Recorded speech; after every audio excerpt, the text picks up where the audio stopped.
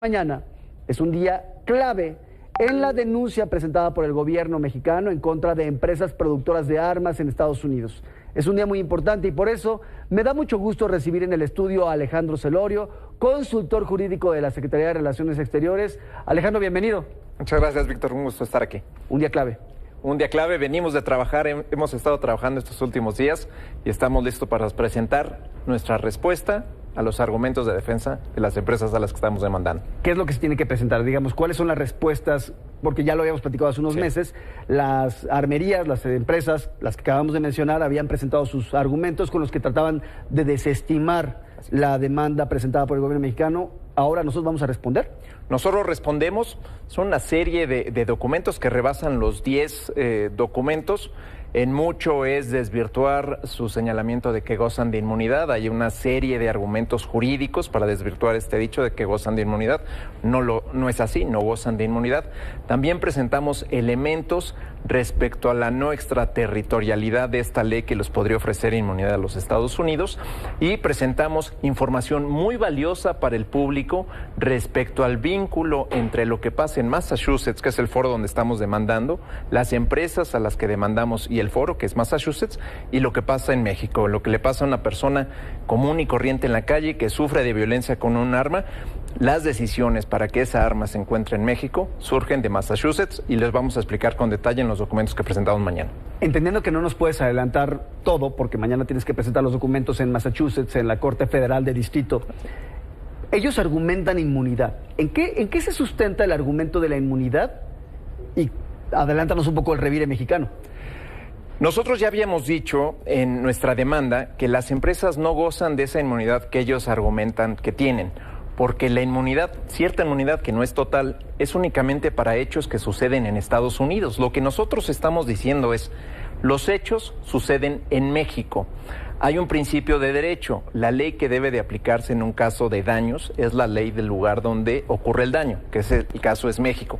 En México estas empresas no gozan de inmunidad y por tanto nuestro litigio debe pasar a la siguiente etapa de producción de evidencia.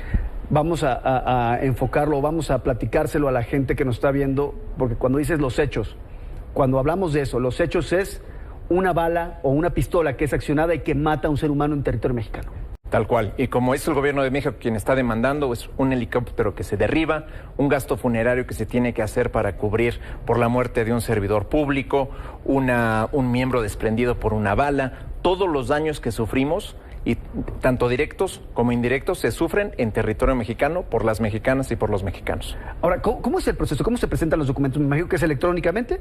En este día, con la modernidad, es electrónicamente, pero lo que estamos haciendo ahora es constituirlo, revisarlos muy bien, y lo muy sorprendente es que estamos recibiendo muchas llamadas, expresiones de apoyo, y podríamos tener sorpresas muy gratificantes de otros actores que quisieran participar respaldando nuestros argumentos. Ahí sobre ese tema te quiero preguntar, porque muchos han estado hablando, se ha estado especulando de que hay especialistas, diplomáticos, otros gobiernos que quieren sumarse a esta demanda porque no son México no es el único país afectado por este tráfico de armas derivado de estas empresas. ¿Quiénes se han querido sumar o quiénes han manifestado, sin que nos reveles toda la estrategia, pero quiénes han manifestado a favor? Bueno, a partir de que el secretario Ebrard y el gobierno de México fueron reconocidos como personas del año de control de armas 2021, personas no solo en México y Estados Unidos, sino en el mundo, expertos en derecho internacional que dicen, tiene razón México, una ley no puede tener efectos extraterritoriales. Un país no le puede imponer su ley a otro país. O, por ejemplo, economistas que pueden hacer corridas y proyecciones del número de armas para decir, no son tan pocas las armas que vienen de Massachusetts, son muchas más.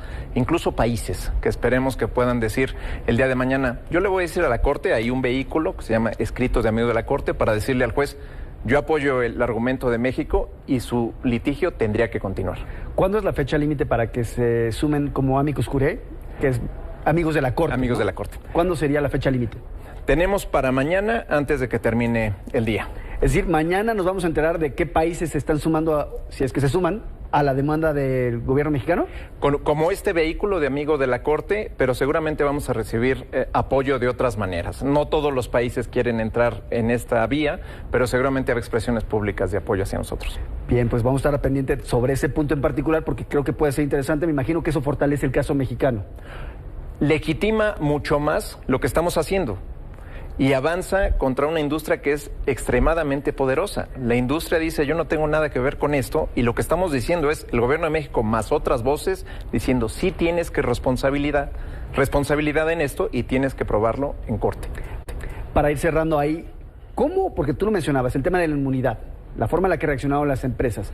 Ustedes han pasado durante las últimas semanas, es especulación, pero me imagino que es una especulación acertada, han pasado analizando la respuesta de estas empresas para tratar de entender por dónde viene, cómo están tratando de estructurar su argumentación jurídica. ¿Cómo han percibido en tu equipo, este equipo jurídico de abogados, abogadas ahí en la Cancillería, lo que ha ido haciendo la industria de las armas en reacción a lo que presentó el gobierno mexicano? Desafortunadamente, la industria de las armas se ha mantenido en una posición de cierta soberbia, diciendo yo no tengo nada que hacer, con esto nada que ver, yo fabrico el arma, la vendo y lo que pase después no importa. Y en ese sentido van sus respuestas, sus defensas, diciendo yo no tengo nada que ver con lo que pase en Guadalajara, en México, no tengo nada que ver con lo que pase en Quintana Roo.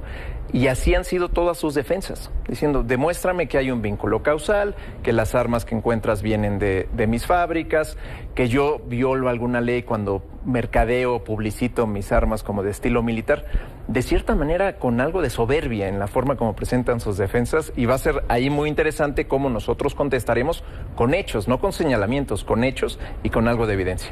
Bien, pues sigue esta historia de la demanda del gobierno mexicano en contra de la poderosísima industria de las armas allá en Estados Unidos. Alejandro, te seguiremos invitando, seguiremos platicando contigo porque este tema lo vamos a seguir muy de cerca aquí en Milenio, ya lo sabes.